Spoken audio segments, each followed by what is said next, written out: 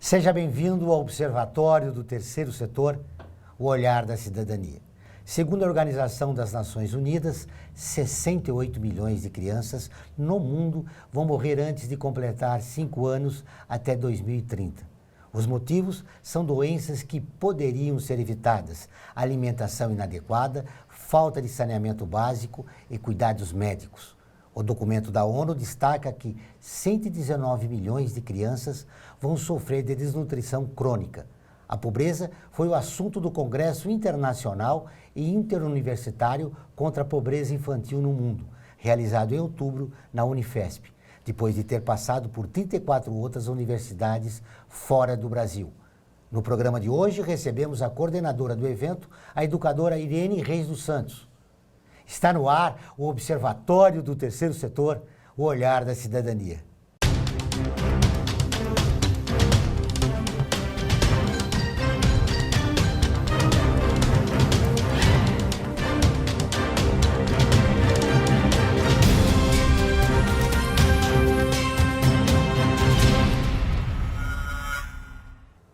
Irene é escritora, tradutora e professora formada pela Universidade de São Paulo. Atualmente dá aulas de espanhol no Instituto Cervantes. Tudo bem, Irene? Tudo bem, João. O Brasil aparece no mapa da pobreza infantil de uma maneira significativa.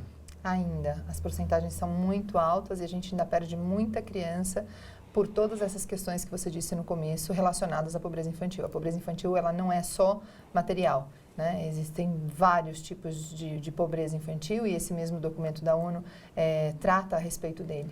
E o Brasil ainda está no mapa como vários outros países subdesenvolvidos ou em desenvolvimento. De que maneira nós podemos sensibilizar a sociedade civil para esse grave problema que acontece no nosso país? Esse foi o tema do nosso congresso, na verdade, Joel. A gente tratou da pobreza infantil, mas a gente tratou de abordar a questão dando soluções a ela. Então, como a sociedade civil pode se mobilizar, se sensibilizar e transformar esse quadro?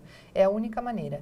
A gente quis mostrar com esse congresso que delegar ao poder público não é a melhor solução. A melhor solução é se organizar para que a pobreza seja definitivamente erradicada do nosso país e do mundo inteiro. Não é? Por isso é um congresso, é o primeiro modelo de congresso itinerante no mundo. A gente circulou por vários países antes de chegar aqui no Brasil. E chegando ao Brasil, o que a gente fez foi articular o terceiro setor com a escola pública municipal, escola pública estadual, escola privada e a universidade. Normalmente a universidade é um setor que produz muito conhecimento, produz muita teoria, mas não ouve muito. Não está engajada, né?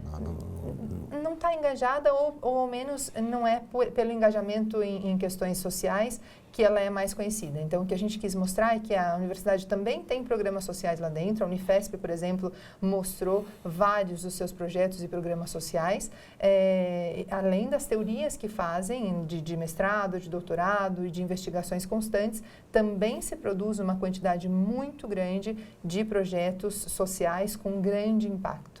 Diante desse quadro, o terceiro setor ocupa um papel relevante.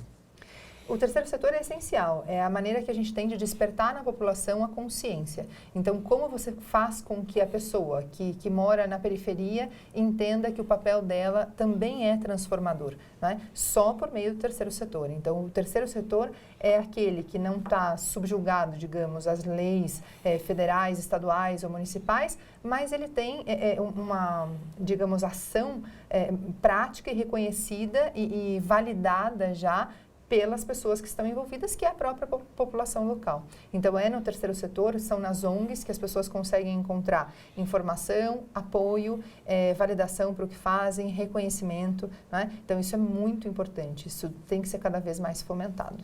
A busca de soluções, ela está na sociedade civil, como você disse, mas o governo ainda ocupa um papel importante nesse Ocupa um trabalho. papel importante sempre que ele consegue ser inovador. Então, nesse congresso, a gente conseguiu mostrar instituições oficiais, públicas, de destaque, que ocupam um papel transformador, porque aglutinam digamos, todo um rol social em prol dessa transformação. A gente tem um exemplo claro, se você me permite, que é o da EMEI, Nelson Mandela, com a sua gestora que se chama Sibeli Hassi. Ela conseguiu fazer com que as crianças dessa educação infantil fizessem todo um trabalho de transformação dentro da escola e envolvessem as suas respectivas famílias. Então, isso é muito bacana, quando a escola consegue se entender como transformadora da sociedade, né? Então, ela não serve simplesmente para passar conteúdo ou somente para passar o conteúdo para o aluno, no caso da educação infantil, para alfabetizar. Ela serve para muito mais do que isso. Ela já desperta a consciência desde a mais tenra idade. E mais do que isso, ela consegue envolver a família, fazendo com que essa família participe também da transformação que está acontecendo ali dentro. A participação da família é fundamental, né, para o sucesso dessa iniciativa. É que você não pode entender que a educação é responsabilidade de um só. A educação não é nem só a responsabilidade da família, nem só a responsabilidade da escola. São vários atores da sociedade. São vários atores, exatamente. Então, quando você consegue entender isso e articular todo mundo em prol dessa educação, você tem sucesso, né? É uma receita básica, todo mundo tem que estar junto. Então, a família, a escola, a ONG, todo mundo. A saúde, se a criança estiver mal alimentada, ela não vai aprender bem. Então, você precisa também que essa criança esteja bem alimentada, né? Mas por melhor alimentada que ela estiver, se ela não tiver uma educação de qualidade, ela não vai ser alfabetizada, tá certo? Então, todo mundo precisa estar junto. Muito bem. No próximo bloco, nós vamos conhecer as práticas realizadas no nosso país que lutam contra a pobreza infantil. Voltamos dentro de instantes. Aguardem.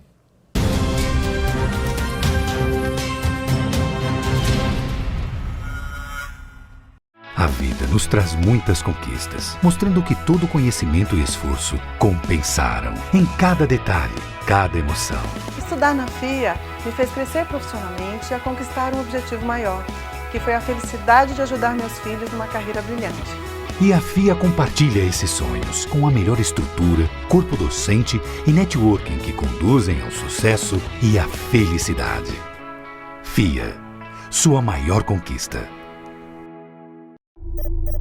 Internacionalizar a economia afeta o seu emprego? Para onde vai o Brasil? Ter opinião sem análise é só repetição. Repetição, repetição, repetição, repetição, repetição, repetição, repetição, repetição. Informação é importante. Análise é fundamental. Le Monde Diplomatique Brasil. Independente e crítico.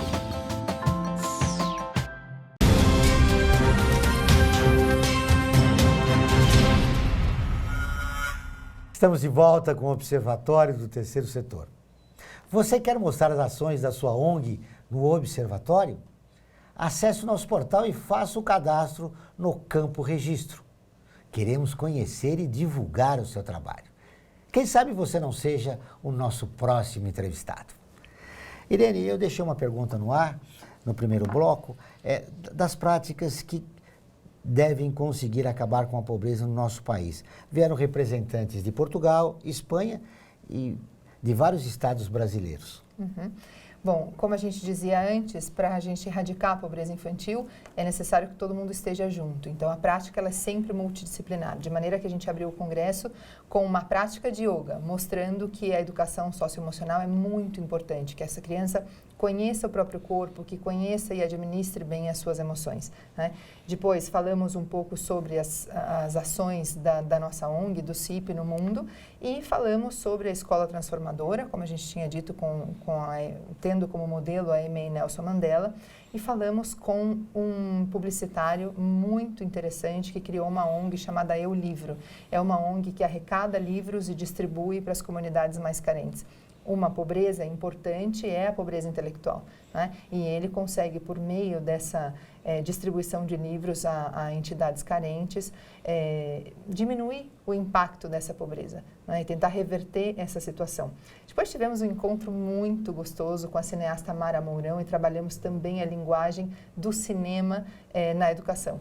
Ela foi mostrar o filme que ela fez, que se chama Quem Se Importa, e é um filme que mostra bastante sobre o que hoje se chama empreendedor social. E a ideia é motivar todas as pessoas de todas as idades para o trabalho social. As pessoas ali presentes no congresso ficaram muito envolvidas com trechos do filme, ficaram envolvidas com a possibilidade de também poderem protagonizar projetos sociais. E, após isso, tivemos várias mesas de debate com temas escolhidos por crianças. Esse foi um congresso, Joel, feito para crianças e com crianças. Então, nós tivemos crianças palestrando, só que fazendo um trabalho anterior ao próprio congresso, que foi o trabalho de definição de temas. Né? Então, as crianças definiram temas como tecnologia, bullying, autismo, inclusão de todos os tipos. São temas que realmente afetam essa criança e ela quer que o adulto fale sobre isso. Então, a gente foi atrás e foi trabalhar a respeito disso. E a gente foi trabalhar também temas que afetam os educadores. Então, por exemplo, como a neurociência pode ser um importante recurso para o professor em sala de aula. Se esse professor souber como o seu aluno aprende, como o seu aluno pensa, ele vai conseguir desenvolver aulas de muito maior qualidade, vai conseguir chegar a esse aluno. Isso é uma das grandes dificuldades do professor hoje, capacitá-lo, né? De ele perceber que ele é um facilitador, né? Exatamente. Mais do que a imagem do professor antigo, né? Que chamava para si a atenção da classe. Hoje ele tem que ser facilitador. Né? Exatamente. Outro tema que a gente desenvolveu nesse congresso foi o tema de saúde e primeira infância. E a gente teve uma surpresa muito grande. Os médicos que foram convidados disseram, olha, acho que é a primeira vez que eu participo de um congresso de educação. Nunca eu tinha sido chamado para participar de um congresso de educação. Isso nos surpreende, porque como saúde e primeira infância está totalmente vinculado ao desenvolvimento cognitivo dessa criança e, portanto, tem total vínculo com a educação. Como a gente tem feito educação sem contar também com os profissionais de saúde. Então, a gente fez uma quebra importante de paradigmas. Bom, nesse congresso a gente conseguiu conhecer uma prática importante de inclusão por meio de uma socióloga chamada Luciana Bento. Ela fez uma pesquisa muito rebuscada a respeito da literatura de empoderamento da menina negra. A menina negra que é duplamente vulnerável por ser menina e por ser negra. Então, ela vai buscar na literatura personagens que possam inspirar essas meninas e que possam facilitar, digamos, o trabalho do professor em sala de aula para essa inclusão. É incrível, né, que mais de metade da nossa população seja negra e a gente precisa de uma lei que diga que o ensino precisa contemplar a cultura afrodescendente.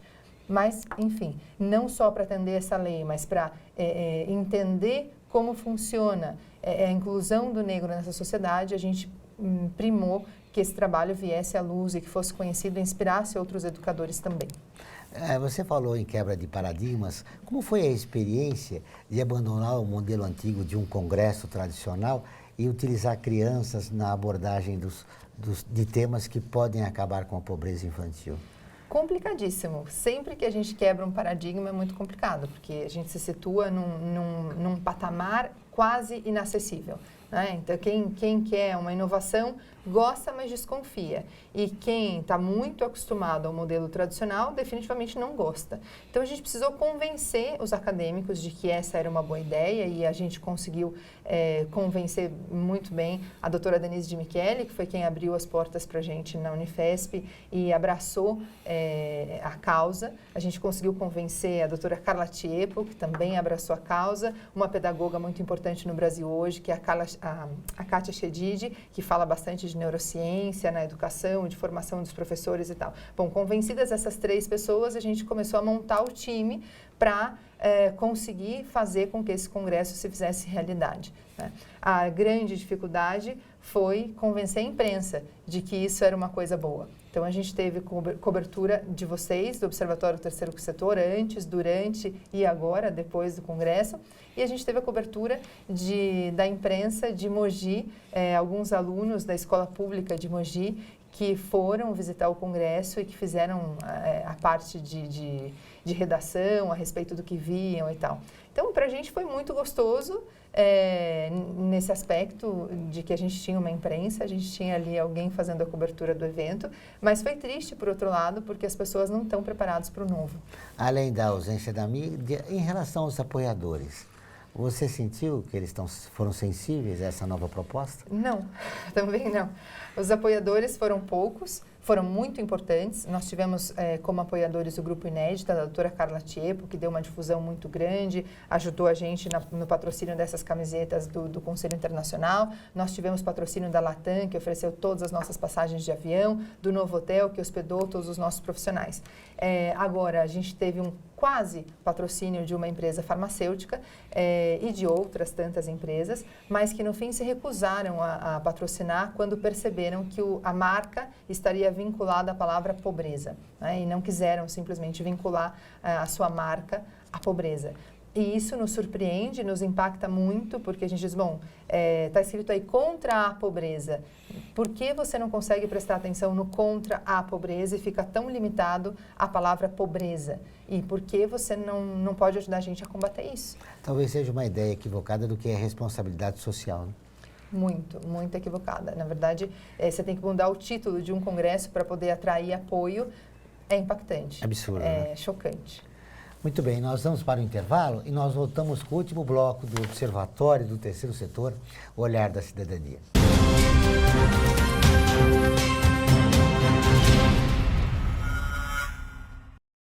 A FUNASP colabora com a USP nas relações entre fundações por meio de fóruns, simpósios, seminários, pesquisas e intercâmbio de informações, além do seu investimento na área social. Para melhores informações, entre no nosso site www.funasp.org.br. FUNASP, um marco entre o universo acadêmico e a sociedade.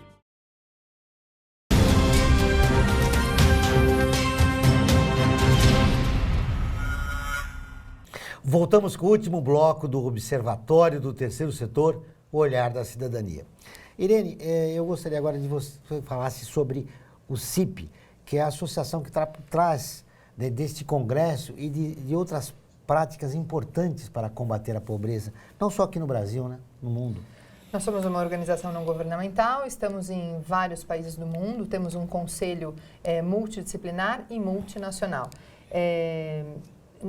Nós começamos na Espanha já há mais de 10 anos, registramos o conselho há 2 anos, trabalhamos na Espanha em conjunto com a Associação Infância, Cultura e Educação, e a partir do que nós temos de estrutura na Espanha, nós montamos o conselho no Marrocos, em Portugal, na Colômbia, Chile, Equador, temos o conselho montado já em 16 países. E esse ano trouxemos o conselho para o Brasil, e começando com a abertura de portas que a Unifesp nos deu. Então, a partir da montagem do congresso, a gente foi conhecendo projetos sociais, foi conhecendo outras ONGs, outros educadores que tinham muita afinidade com a nossa maneira de resolver as questões relacionadas à pobreza infantil e que nos permitiram, então, a partir daí, montar também o Conselho no Brasil. O congresso ocorreu na Unifesp nos dias 13 e 14 de outubro, como você bem sabe, e no dia 16 de outubro a gente montou o Conselho aqui no Brasil com os educadores que ajudaram a gente durante toda a construção desse congresso. O congresso, ou melhor, o trabalho do CIP, ele está mais avançado no Marrocos e na Espanha. Porque faz mais tempo que a gente trabalha com nesses dois lugares, né? A ONG nasceu, a associação, o projeto, o conselho, ele nasceu na Espanha, como eu te disse, há mais de 10 anos. Lá na Espanha a gente já tem mais de 30 universidades associadas a ele. E o Marrocos, digamos, geograficamente é muito acessível para a gente e tem uma demanda de pobreza infantil que precisa ser vista, precisa ser resolvida. Então foi isso que a gente foi fazer lá. E aí a gente foi procurar o outro vizinho mais próximo, que era Portugal, e a partir do momento em que eu saí da Espanha e voltei para o Brasil, então eu trouxe também o projeto, a ideia para o Brasil. Essa experiência que você trouxe da Espanha, ela já está frutificando. O CIP aqui no nosso país já conseguiu realizar este congresso e reunir várias práticas importantes, né, para que a sociedade comece a perceber a importância do combate à pobreza infantil. Você falava no bloco anterior que teve incompreensões em relação à mídia, em relação ao mercado. Como você vai sensibilizar esses atores importantes e fundamentais na organização de qualquer evento no nosso país? As pessoas costumam perguntar, mas como que você não desistiu? Por que você não desiste se são tantos os entraves? Exatamente porque a gente sabe que está quebrando o paradigma e essa quebra de paradigma é importante e a gente tem em quem a gente se inspirar.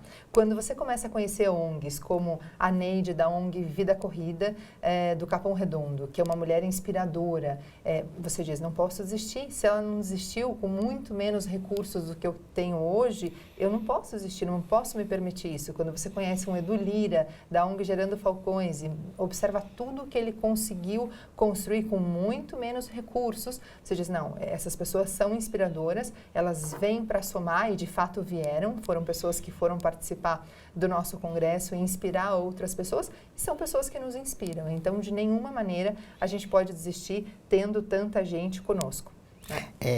O CIP pretende reunir a experiência desse trabalho, dessas várias ONGs e dessas iniciativas para construir um projeto modelo para que a gente combata a pobreza aqui no país? A gente já tem esse projeto modelo, que é esse congresso. Não existe nenhum congresso itinerante no mundo além do nosso. Então, normalmente você observa artistas em turnê, mas não educadores. Então, o que a gente fez foi colocar educadores em turnê pelo mundo, mostrando soluções contra a pobreza infantil. O que assustava, o que assustou marcas e empresas esse tempo todo foi o fato de a gente falar de pobreza infantil, mas as pessoas não se deram conta de que a gente estava falando de soluções para essa pobreza infantil. Então, a principal função desse conselho é mostrar que a academia, a universidade, ela precisa se abrir também para ouvir, não só para produzir conhecimento. Isso é algo muito novo. E o fato de ser itinerante mostra que a gente não quer que as pessoas simplesmente comprem uma ideia, que as pessoas simplesmente adotem um modelo. A gente quer que cada país mostre o que é que ele está fazendo, ele, país, com as suas organizações, tem feito para a questão da erradicação da pobreza infantil. Não é uma única solução. A gente pode ter várias soluções. E a gente quer que essas soluções apareçam, para que a gente possa se inspirar. Então, Marrocos, de repente, tem menos recursos do que algumas regiões do Brasil. E muitas regiões do Brasil têm menos recursos do que São Paulo. Então, como que a gente resolve isso? Então, a ideia do congresso, a ideia do conselho é formar congressos itinerantes em que essas realidades possam aparecer, a gente possa empoderar aquela pessoa que está lá numa periferia fazendo um projeto social importante e que ela possa ver que o trabalho dela é tão importante quanto um trabalho acadêmico de um doutor. E ele precisa ser reconhecido e precisa ver essa troca. Então, o doutor que está lá dentro da academia, distante da periferia, distante daquela realidade, precisa conhecer o que o autor social da periferia tem feito. E o autor social precisa dialogar de igual para igual com o doutor da academia. E é isso que esse congresso propõe. Por ser inédito, você e o CIP sofreu resistências, sobretudo na área educacional? Muita resistência. A primeira ideia era um não. Então, quando eu trouxe a ideia para o Brasil, eu recebi muitos nãos de muitas instituições. Algumas entraram e desistiram no meio do caminho porque não acreditaram que isso fosse para frente. E a nossa grande surpresa foi ter o apoio primeiro das ONGs. Então, as ONGs acreditaram que isso podia funcionar e vieram com a gente. Não, vamos lá, vamos que vai funcionar. E foram dando força. E aí, a partir do momento que a Unifesp abriu as portas, o que a gente fez foi dizer, olha, a Unifesp já aposta nisso.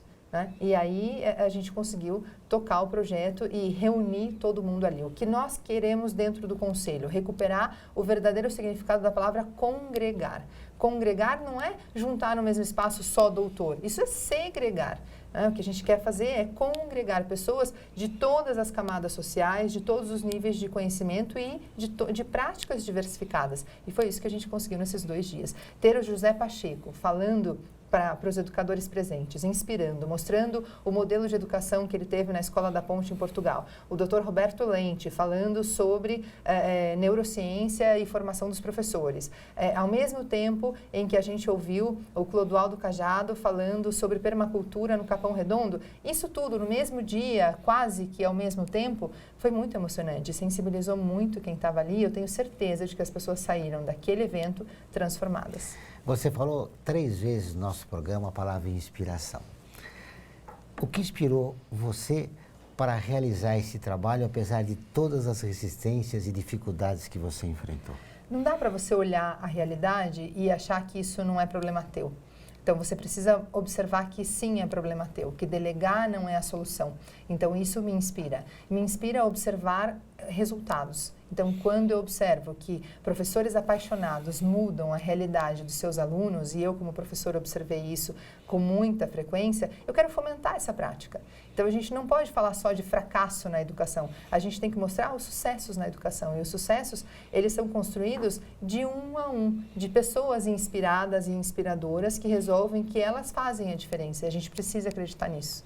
Você começou fazendo a diferença, você. E aí você está pedindo que as pessoas façam isso. É possível ainda sonhar com um Brasil mais justo e igualitário? É possível, é necessário, e o que a gente mostrou é que já existe.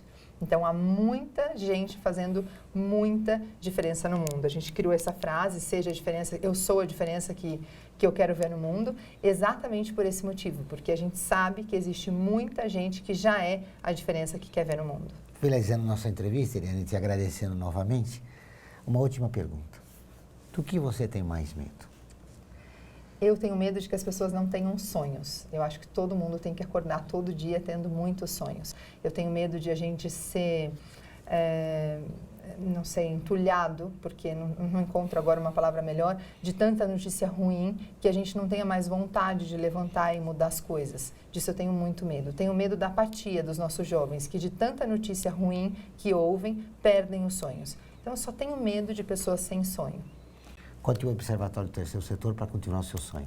Muito obrigada. O Observatório do Terceiro Setor dessa semana termina aqui. Nós queremos continuar em contato com você. Acompanhe notícias, artigos, nossos programas de rádio e TV e muito mais no portal observatoriotercesetor.com.br. Esse e todos os nossos programas você encontra no nosso canal do YouTube. Inscreva-se, assista e dê sua opinião. E não se esqueça de que todas as terças e quintas-feiras tem programa de rádio ao vivo pela Rádio Trianon às 14 horas. Espero você. Até o próximo programa.